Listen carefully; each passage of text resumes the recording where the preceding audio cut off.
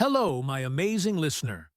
Welcome back to Code Your English, the channel where we don't just learn English, we grow through it. I'm so glad you're here today, because we're going to talk about something a little bit different, but incredibly powerful: metacognition. Now, that might sound like a complicated word, metacognition. It's not a word you hear every day, right? But don't worry. By the end of this episode, you'll not only understand what it means, you'll see how it can actually help you in real life, in your learning, in your decision-making, and even in your personal growth. So, what is metacognition? Let's keep it simple. Metacognition means thinking about your thinking. That's it. It's when you take a step back and look at how your mind works. It's like watching your own thoughts from the outside.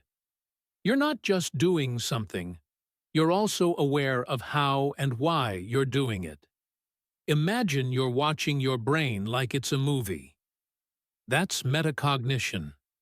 For example, let's say you're studying English vocabulary. If you just read the words over and over again, without thinking about how you learn best, you might forget most of them. But if you stop and ask yourself, what method helps me remember better? Writing the words, saying them aloud, or using flashcards? That's metacognition. You're not only studying, you're thinking about how you study. You're learning how you learn. And why does this matter? Because so many of us go through life on autopilot. We do things without asking why we do them. We repeat the same mistakes because we're not aware of our thought patterns. But when you understand your own thinking, you can make better choices. You can learn faster. You can grow deeper. You can respond instead of just react. Metacognition helps you slow down and reflect. It gives you a little space between action and reaction. That space is powerful. It's where you can ask questions like, why am I feeling this way? Or, is this belief really true? Or even, what's another way I could look at this? And just by asking those questions, you begin to shift your mindset. It's especially important if you're learning something new, like English. Maybe you've had setbacks. Maybe you've tried to speak, but felt nervous or stuck. Metacognition helps you notice those moments, understand them, and find better strategies. It reminds you that you're not just learning English, you're learning how to learn. So today, we're going to explore this topic deeply. We'll look at what metacognition really means, how it shows up in everyday life, and how you can practice it to become a more confident, thoughtful, and effective learner and person.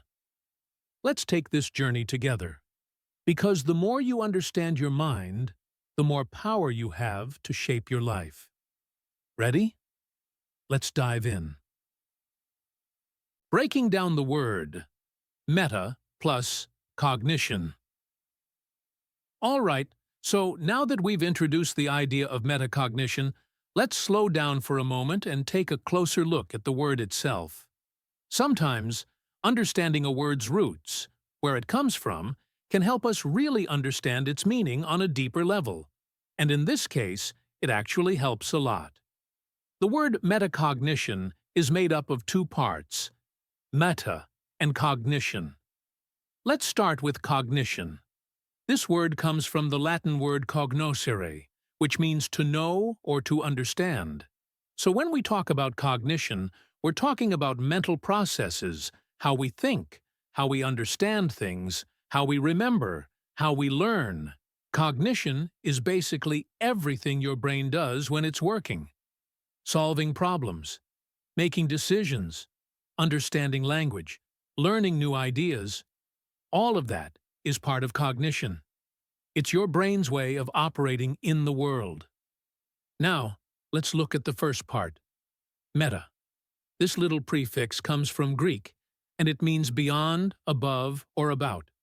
So when we put the two parts together, meta and cognition, we get about thinking or beyond thinking. In other words, Metacognition means thinking about your own thinking. I know, that might sound a little strange at first. Like, wait, you want me to think about thinking? But that's exactly what it is. It's like you're taking a step back and looking at your own brain, not with your eyes, of course, but with your awareness. Imagine holding up a mental mirror and looking at what's going on inside your head. That's what metacognition helps you do. It's like pressing pause and saying, okay, what's going on in my mind right now? Here's a simple way to imagine it.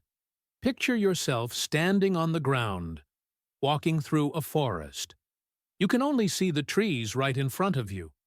But now imagine getting into a hot air balloon and rising above the forest. From up there, you can see everything. The trees, the rivers, the paths, even where you came from and where you might go. That view from above? That's your bird's eye view of your brain. And that's metacognition.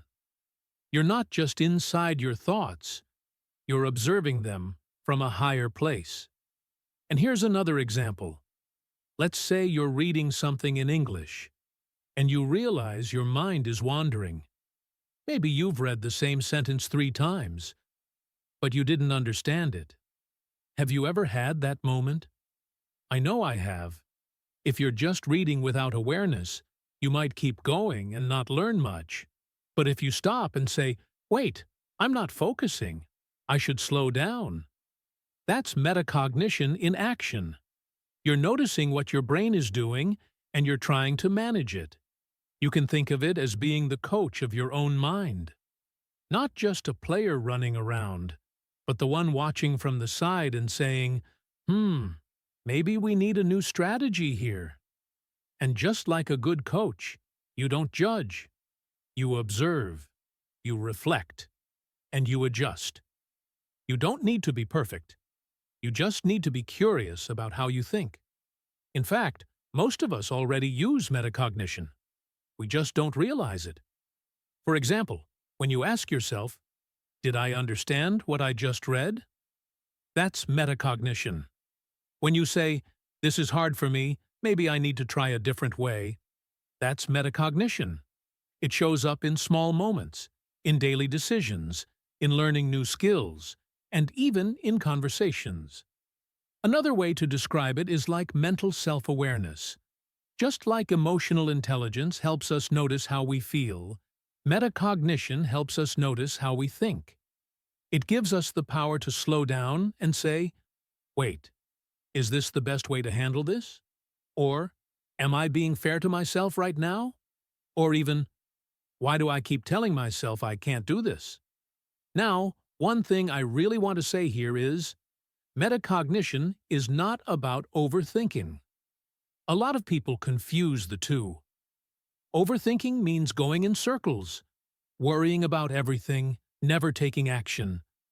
But metacognition is different. It's more like checking in with yourself. It's about understanding and guiding your thoughts, not drowning in them. And the great thing is, just like any other skill, you can practice metacognition. It's not something you're born with or not. It's a mindset you can develop. And the more you practice, the more control you have over your own learning, your emotions, and your choices. You become more intentional, more focused, and more confident. So next time you catch yourself struggling with something, maybe you're feeling stuck in a task, or you're trying to learn something new, or even just trying to calm your mind. Take a moment to step outside of your thinking. Ask yourself, what's going on in my mind right now? That small question could be the start of something powerful. And that's what metacognition is all about. So, what exactly is metacognition?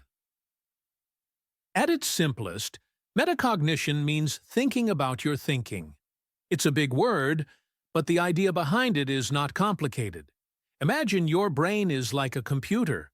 Metacognition is like the software that helps you watch how the computer works. It's the ability to notice and understand how you learn, solve problems, and make decisions. When you practice metacognition, you become more aware of your own thoughts. Instead of just doing things automatically, you stop and ask yourself questions like, "How am I doing this?" or "Is this method helping me?" This awareness allows you to control your learning and behavior better.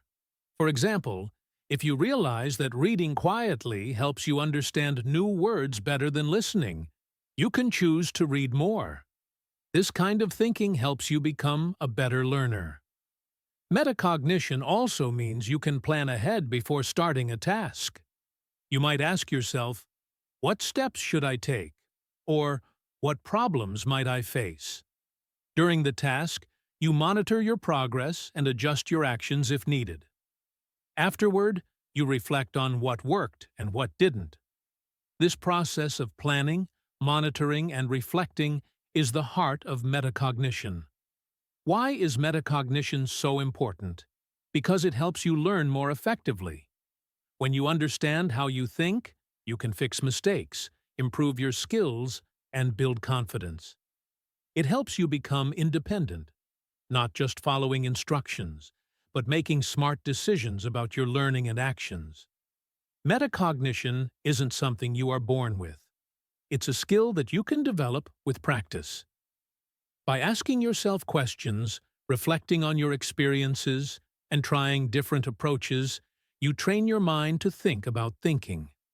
And as you get better at it, you will notice improvements in many areas of your life, not only in studying English, but also in problem-solving, making choices, and handling challenges.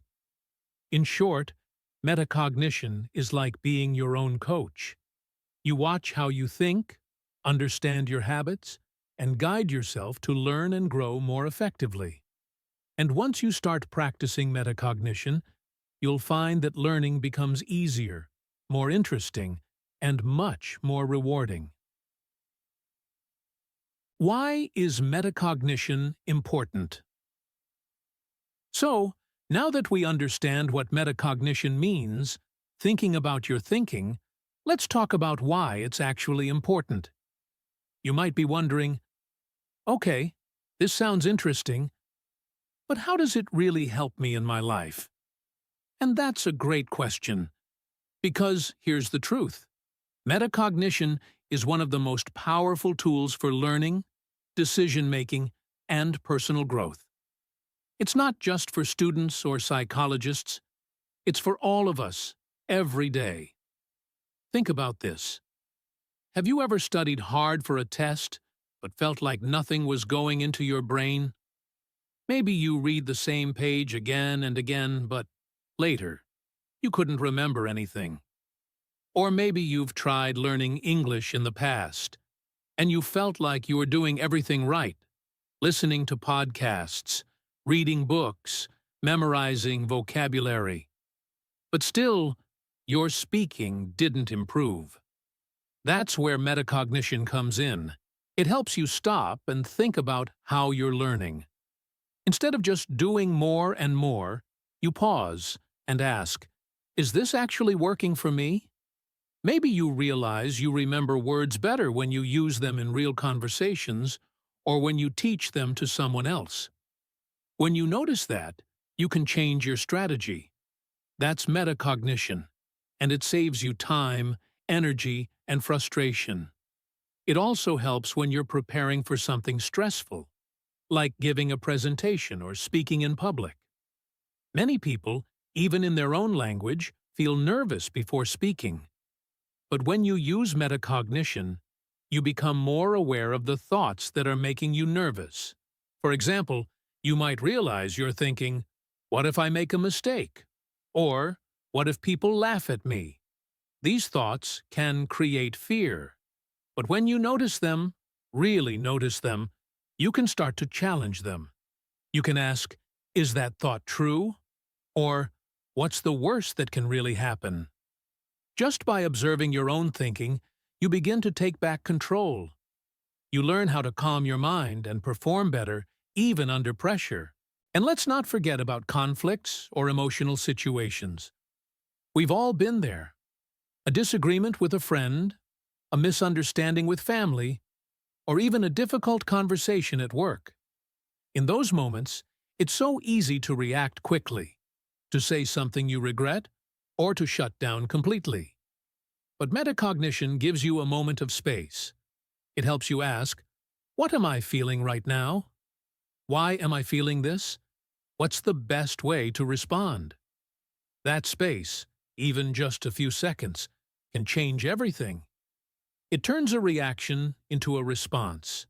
It allows you to choose your words more carefully and to act with more understanding. That's not just smart thinking, that's emotional intelligence, and it starts with metacognition. Now here's something to think about. Have you ever noticed how your own thoughts sometimes get in your way? Maybe you told yourself, I can't do this, or I'm not smart enough, or I always fail. These thoughts feel real, but often they're just habits. They're old beliefs that keep repeating. And if we never stop to look at them, we start believing them. But metacognition helps us catch those thoughts and ask, wait a second, is this really true?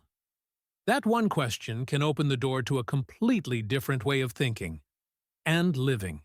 So, why is metacognition important? Because it helps you learn better. It helps you grow faster.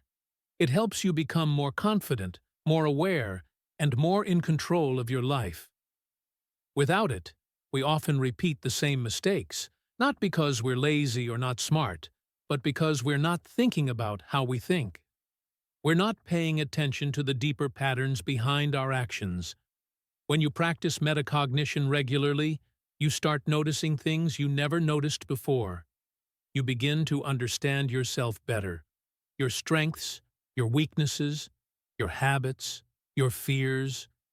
You stop living on autopilot, and you start living with purpose. You don't just go through life. You grow through life. And the best part?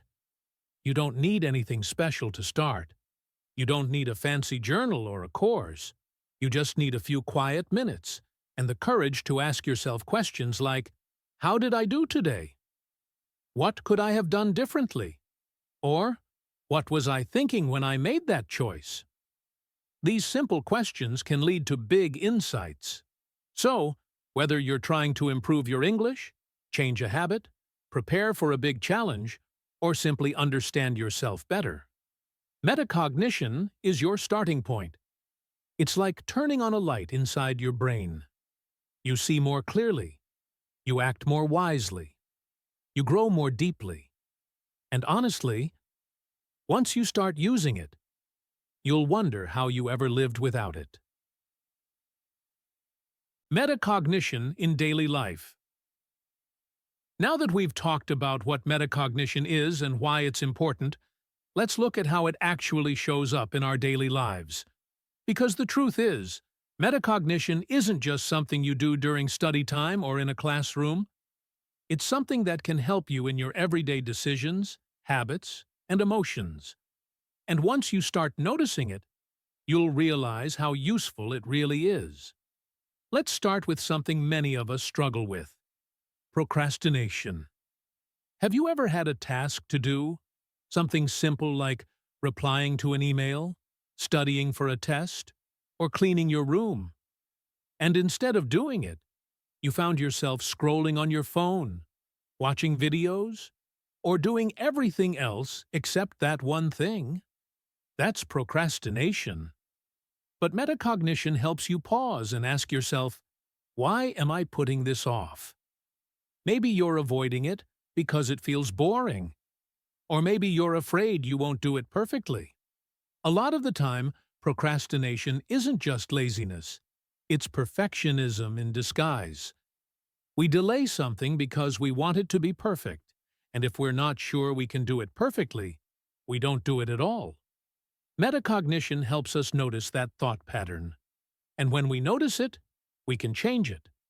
We can say, okay, I'm afraid of doing this wrong, but doing something is better than doing nothing. Here's another common situation: overthinking. Have you ever found yourself lying in bed, thinking about something that happened during the day? Maybe you said something awkward, or maybe you're worried about what someone thinks of you. Your brain starts spinning, creating 100 what-ifs. What if they misunderstood me? What if I made a mistake? What if I looked stupid? It happens to all of us. But this is a perfect moment to use metacognition. You can stop and ask, is this thought helping me? If it's just making you feel worse without solving anything, maybe it's time to let it go. You can shift your mindset by reminding yourself, I did my best, and that's enough. Or, one moment doesn't define who I am. This kind of self-awareness doesn't stop overthinking completely, but it helps you take a step back and stop the cycle before it grows too big. Let me share a quick personal story. Something small, but powerful. A few months ago, I was working on a podcast episode. I wanted it to be helpful, inspiring, and easy to follow. I had some ideas written down, but I kept deleting my notes and rewriting them. I told myself, this isn't good enough. It doesn't sound right. It's not perfect yet. I spent hours trying to fix every small detail, and then I realized I wasn't really writing anymore. I was just being stuck in perfectionism. That's when I caught myself. I stopped and asked, what am I doing? Why am I being so hard on myself? And the answer was clear. I was afraid of people not liking it. But once I said that out loud, I felt lighter. I reminded myself, it's okay to improve, but it's also okay to start messy. Progress is better than perfection. And honestly, that small shift in thinking helped me finish the episode and feel proud of what I had done, even if it wasn't 100% perfect. Another place where metacognition can really help is with planning and consistency. Maybe you've tried to start a new habit, like waking up early, going to the gym, or studying English for 30 minutes a day. At first, you feel excited and motivated, but after a few days or a week, life gets busy. You skip one day, then two, and suddenly the habit is gone.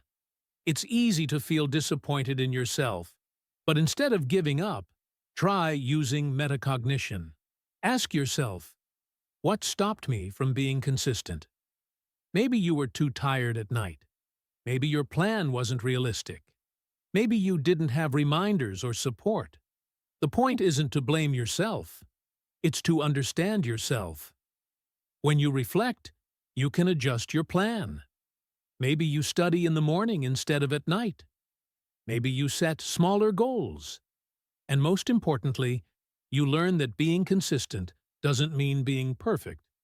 It means coming back again and again, even after you fall off track. Finally, one powerful way to bring metacognition into your daily life is through journaling. Writing in a journal isn't just for writers or creative people. It's for anyone who wants to become more self-aware. When you write about your day, your feelings, or your thoughts, you begin to see patterns. You notice what makes you feel stressed or what gives you energy. You understand what kind of mindset you usually carry. Positive, negative, or somewhere in between. And you can start to ask yourself better questions. What worked well today? What do I want to change tomorrow? What thoughts are lifting me up? And what thoughts are bringing me down? Even just 5 minutes a day can make a big difference in how clearly you see yourself. So, metacognition in daily life isn't about being perfect or overanalyzing everything. It's about building a habit of self-awareness, learning to notice your thoughts, reflect on them, and guide them in a healthier direction.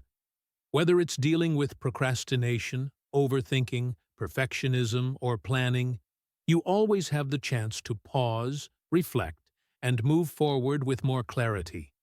And that's how real growth happens. Not by changing everything overnight, but by becoming a little more aware, a little more mindful, every single day. The two main parts of metacognition. So far, we've talked about what metacognition is, why it matters, and how we use it in daily life. But now, let's go a little deeper. Not too technical, just enough to understand how this works inside our minds. Metacognition actually has two main parts: metacognitive knowledge and metacognitive regulation. Don't worry, these aren't complicated terms. Once you hear the meaning, you'll realize you're already using both of them in different parts of your life. Let's begin with metacognitive knowledge. This simply means what you know about your own thinking. It's the part of metacognition that involves your awareness, being able to understand how you learn, what you struggle with, and what kind of strategies work best for you.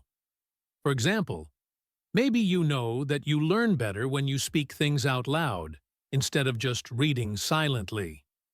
Or maybe you've noticed that when you're tired or stressed, it's harder for you to stay focused.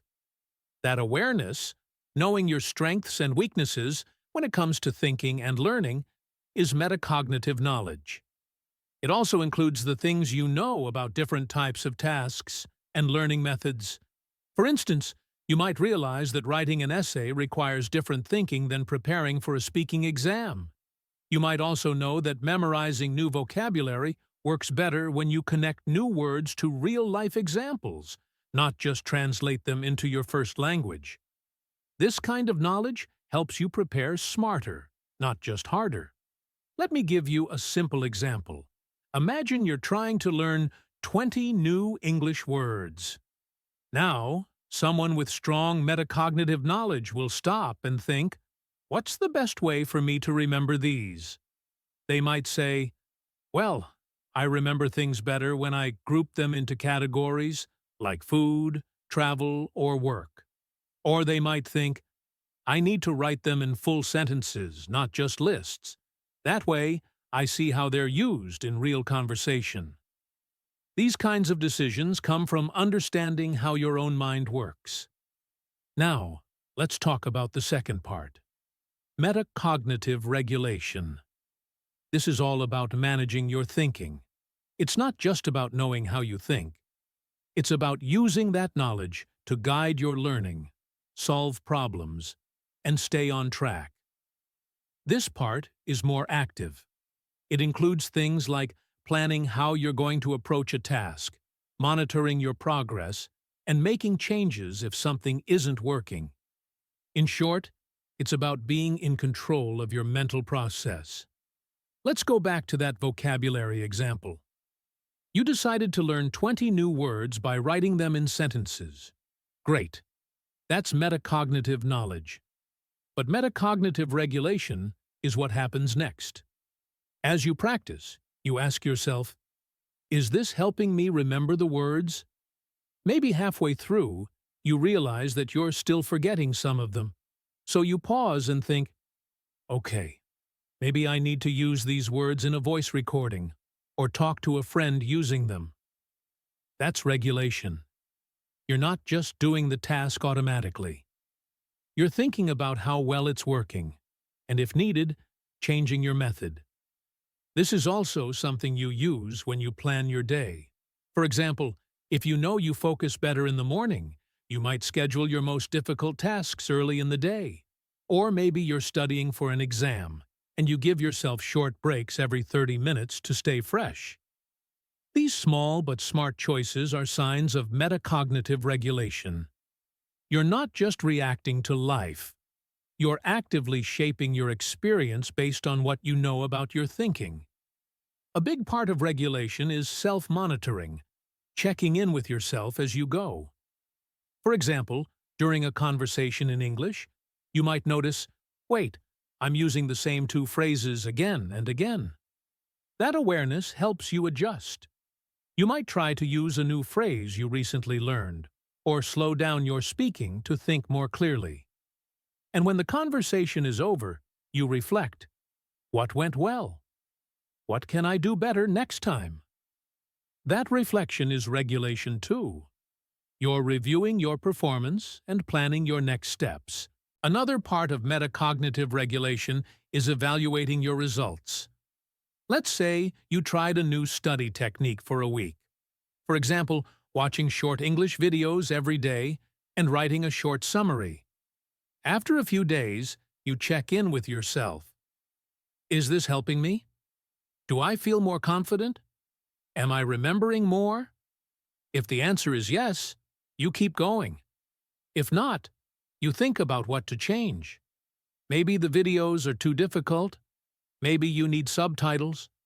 Maybe it's better to watch one video 3 times instead of watching 3 different ones. The point is, you're not stuck in the same strategy. You adapt based on what's working. So to sum it up, metacognitive knowledge is what you know about your thinking, and metacognitive regulation is how you manage it. The two work together. First, you become aware of how your brain works.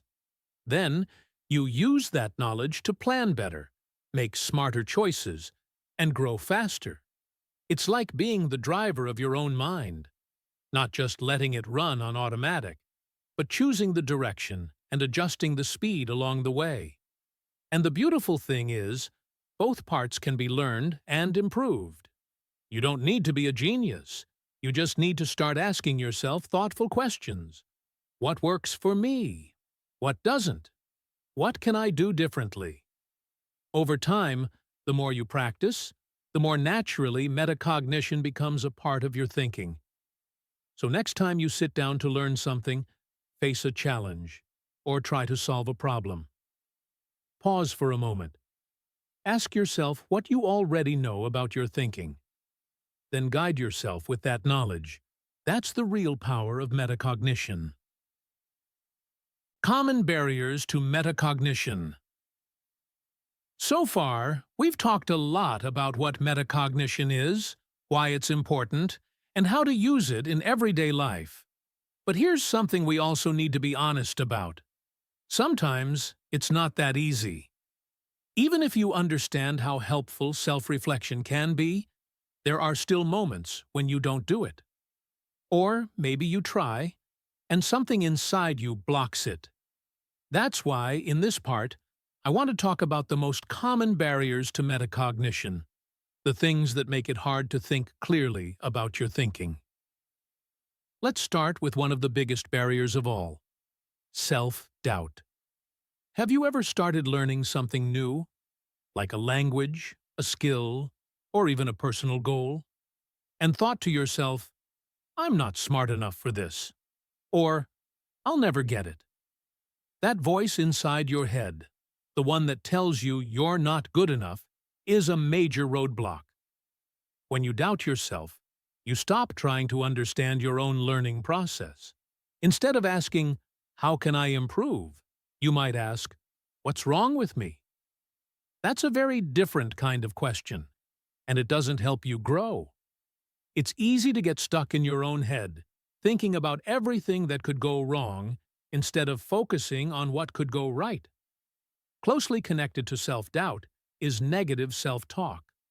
This is the inner voice that says things like, "I always mess things up," or "Why do I even try?" Sometimes we don't even notice it. It becomes so automatic. But this kind of thinking makes it very difficult to reflect honestly. Because when you already believe you'll fail, you don't give yourself the chance to learn from your mistakes. You just see the mistake as proof that you're not good enough. That's not true, of course, but the way we talk to ourselves has a huge impact. If you always talk yourself out of trying, how will you ever find out what you're capable of? Another big barrier is fear of failure. And this one is tricky because it often hides behind other feelings. Maybe you avoid trying something new, not because you're lazy or uninterested, but because deep down, you're afraid you won't succeed. Maybe you tell yourself, "I'll start next week," or "I'll do it when I feel ready." But sometimes, that readiness never comes, because you're afraid of getting it wrong. Fear of failure can stop you from reflecting, from asking questions, from looking at your mistakes. It can even stop you from starting at all. But failure is not the enemy. In fact, failure is part of learning. Metacognition helps us see failure not as the end, but as information, a message that says, something didn't work. Let's try another way. Now, let's take a step back and think about something even bigger: culture and education. In some cultures, or even in some schools, people are not encouraged to think about their thinking. You're told to memorize, to follow instructions, to get the right answer. If you ask too many questions, people might say you're being difficult. If you reflect out loud or share your thoughts, you might be judged. This can make metacognition feel strange or uncomfortable. Many people grow up with the message, just do it. Don't think too much. But metacognition is all about thinking, not overthinking everything, but slowing down, becoming aware, and choosing how you respond. In fact, some school systems train students to focus only on results, the grades, the scores, the marks, and not on the process of learning. When that happens, students start to believe that making a mistake means they're not smart. So instead of reflecting on why something went wrong, they just feel ashamed. Over time, this creates a mindset where people avoid reflection because it feels uncomfortable or even painful. But real learning doesn't come from always getting it right. It comes from understanding your journey, your process, your habits, and your growth. And let's not forget about another modern challenge: distraction. In today's world, we're constantly surrounded by notifications, messages, videos, and noise. It's easy to move from one thing to the next without stopping to think. Metacognition requires space. Space to pause, reflect, and ask yourself meaningful questions. But when your mind is always busy, you don't create that space. You move through life in automatic mode. And the more distracted you are, the less self-aware you become. But here's the good news. Just because these barriers exist doesn't mean they can't be overcome. The first step is simple but powerful. Notice them. When you catch yourself thinking, "I'm not smart enough," take a moment to pause. Ask yourself, is that true? Or is it just fear talking? When you realize you've been avoiding something because you're afraid to fail, be honest about it. You don't have to pretend to be fearless.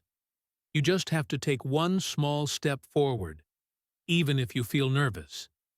And if your culture or past experience didn't teach you to reflect, that's okay. You can start now. You don't need to be perfect. You don't need to have all the answers. You just need to be curious.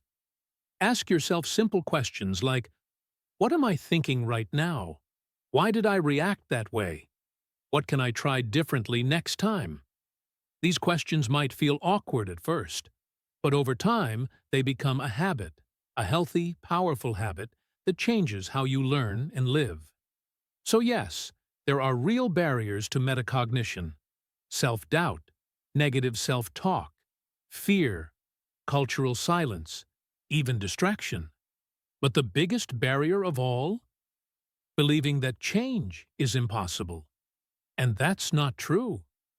Change is always possible, especially when you begin by changing the way you think about your thinking. How to practice metacognition. So now that we understand what metacognition is, why it's important, and what can sometimes get in the way, let's talk about something even more valuable: how to actually practice it. Because the truth is, metacognition isn't just a theory. It's a skill. And like any skill, the more you practice, the better you get. You don't need a textbook or a teacher to get started. What you really need is curiosity, a little bit of time, and a willingness to think more deeply about how you learn, act, and respond to the world around you. One of the simplest ways to start practicing metacognition is by taking a few minutes each day to pause and reflect. This can be done anytime, after you finish a task, before you begin something important, or even in the middle of an activity. These are what we call mental check-ins.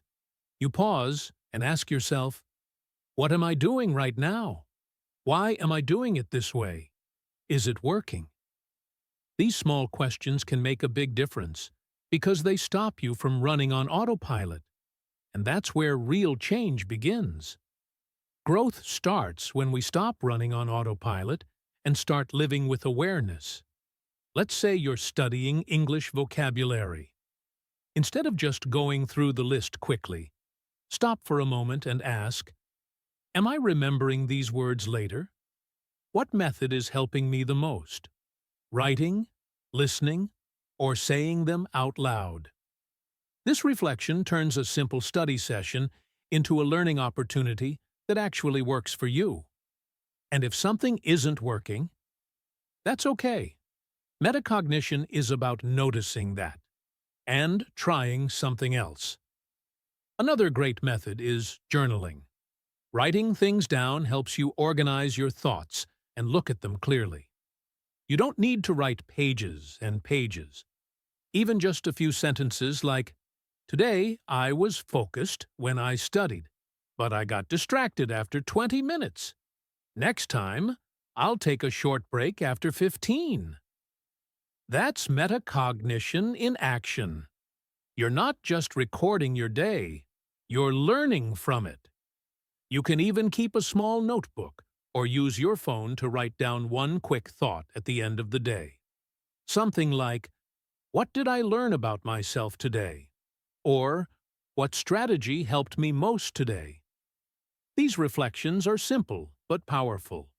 Another useful habit is asking yourself better questions. Our thinking is often guided by the questions we ask ourselves. Instead of saying, why am I so bad at this?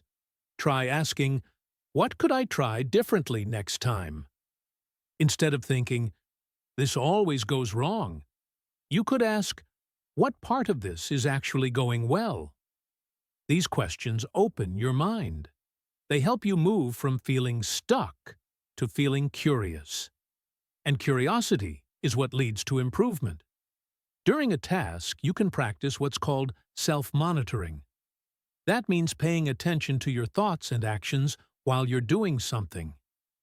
If you're in a conversation and you start to feel nervous, notice it. Ask yourself quietly, why am I feeling nervous? What am I afraid of? Maybe you realize that you're worried about making a grammar mistake. That awareness can help you breathe, slow down, and keep going. And after the conversation, take a moment to reflect. What went well? What can I work on next time? That's how you turn everyday moments into learning experiences. You can also use metacognition after something doesn't go the way you hoped. Let's say you failed a test or had a bad day at work. It's easy to just feel frustrated and stop there. But practicing metacognition means looking at the situation calmly and asking, what exactly didn't work? What was in my control? What can I do differently next time? These questions don't change the past, but they prepare you for a better future. And that's the whole point. Another simple technique is planning ahead. Before you start a task, whether it's writing an email, studying, or having a difficult conversation, take 1 minute to think about your approach.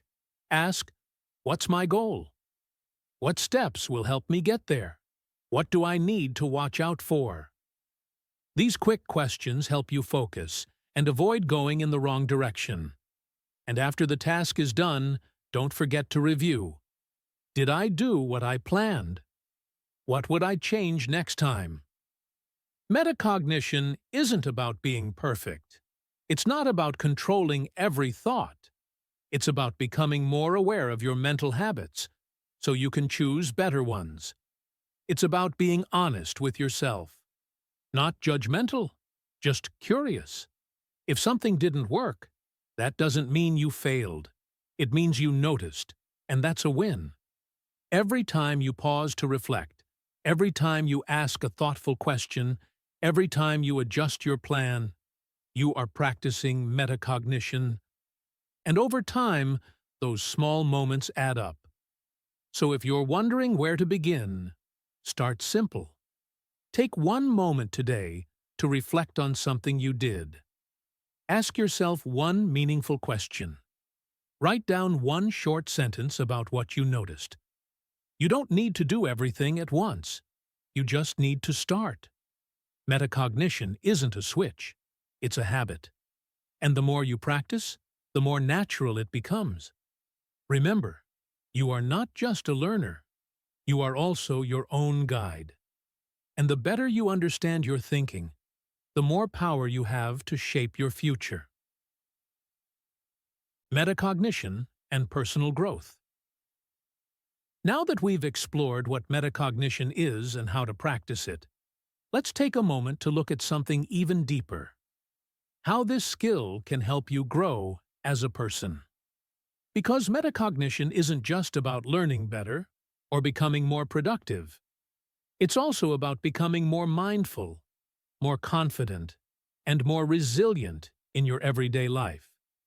It's about knowing yourself on a deeper level and using that knowledge to move forward, even when things feel difficult. Let's begin with mindfulness. In a world that moves so fast, it's easy to get caught up in doing things without really thinking. You go from one task to the next, your phone keeps buzzing, and your mind is always busy. But when you practice metacognition, you give yourself permission to slow down. You start to notice what's happening inside your mind, your thoughts, your feelings, your habits. You stop living on autopilot and begin living with more awareness. That awareness is the heart of mindfulness. And when you are more mindful, you make better decisions. You respond instead of react. You listen more carefully, and you speak more thoughtfully. You become present, not just in your actions, but also in your thinking. Now let's talk about confidence. Real confidence doesn't come from always getting things right. It comes from understanding your process, knowing your strengths, and being honest about your challenges. When you use metacognition, you build that kind of self-understanding. You begin to notice patterns. You learn what works for you and what doesn't. And slowly, you start to trust yourself more. You stop asking, "Am I good enough?" and instead start asking, "What do I need to grow?" That shift in mindset is powerful. Confidence is not about perfection. It's about progress. And metacognition helps you see your progress, even when it's slow or quiet. It helps you give yourself credit for trying, for learning, for showing up. Of course, life doesn't always go the way we plan. That's where resilience comes in, your ability to keep going, even after a setback. And guess what? Metacognition strengthens that too. Because when you experience failure or disappointment, metacognition gives you the tools to reflect and learn. Instead of saying, "I failed," you ask, "What did I learn from this?" Instead of giving up, you think, "What can I try differently next time?" This way of thinking helps you bounce back faster. You become more flexible, more adaptable, more prepared for life's ups and downs. That's what resilience is. Not never falling, but knowing how to get back up. And here's something really important to remember. You don't need to be perfect. You just need to be curious about your own mind. That's the heart of it. Growth doesn't start with having all the answers. It starts with asking the right questions. Simple questions like, "Why did I feel that way?" Or, "What helped me today?" The more curious you become, the more you learn. The more you reflect, the more you grow. And with each small step, you begin to shape your life with more purpose and intention. So yes, metacognition helps you learn, but it also helps you live. It helps you face challenges with a calm mind. It helps you see yourself clearly, not through judgment, but through understanding. It helps you become the kind of person who can pause, think, and move forward with confidence. And remember, this journey isn't about doing it perfectly. It's about showing up with curiosity. Curiosity about your thoughts. Curiosity about your habits. Curiosity about what you can become. That's where personal growth really begins. Not outside, but inside your own mind.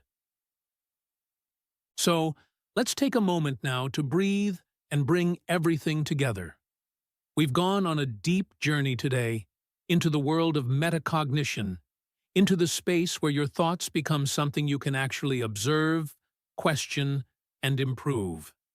And I want to remind you that just by listening to this episode, by choosing to spend time understanding your mind a little more, you've already started practicing metacognition. That's something worth recognizing. Because the first step toward growth is simply paying attention. We began by asking, what is metacognition?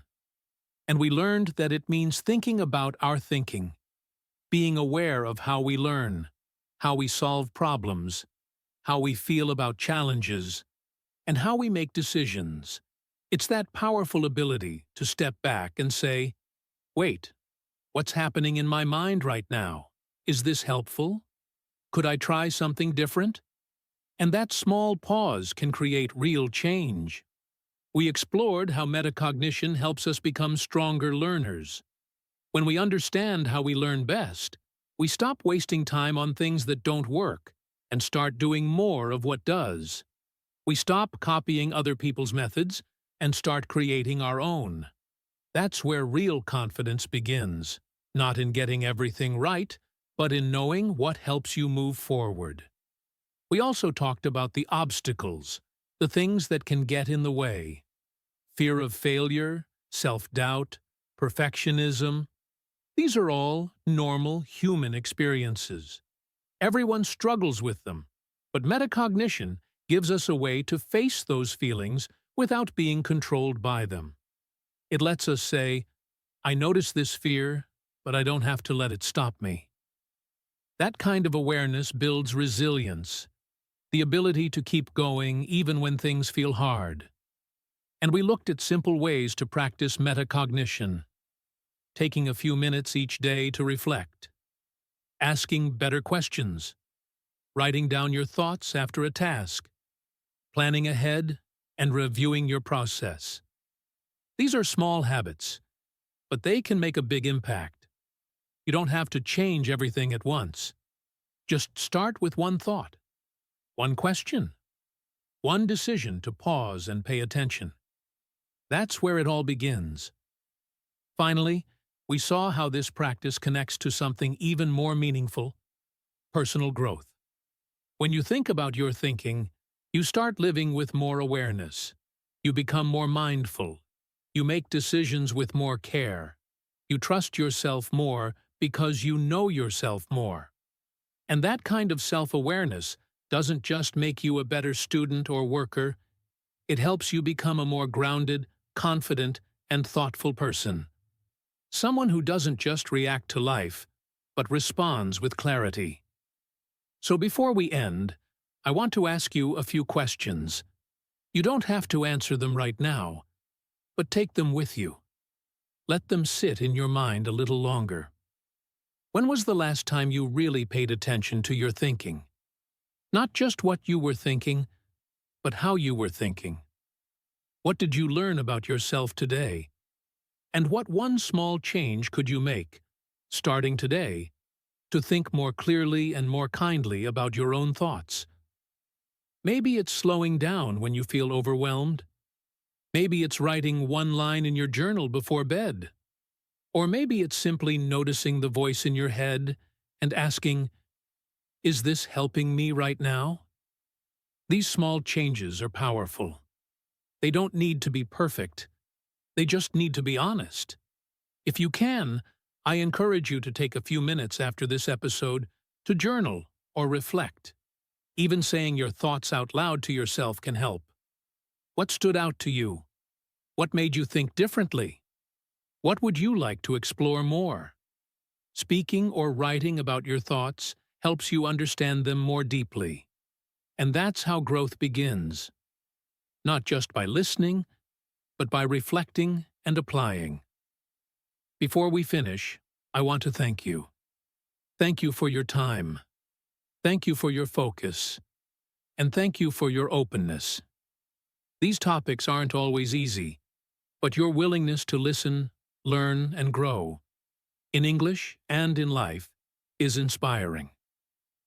I hope today's episode made you feel more in control of your thoughts, more aware of your process, and more connected to your own journey. And if you found something useful here, feel free to come back, listen again, and even share this with someone who might need it too. I'll be here next time with another topic to help you grow your language skills and your life skills. Until then, take care of your mind, stay curious, and keep thinking about your thinking. You're doing better than you think.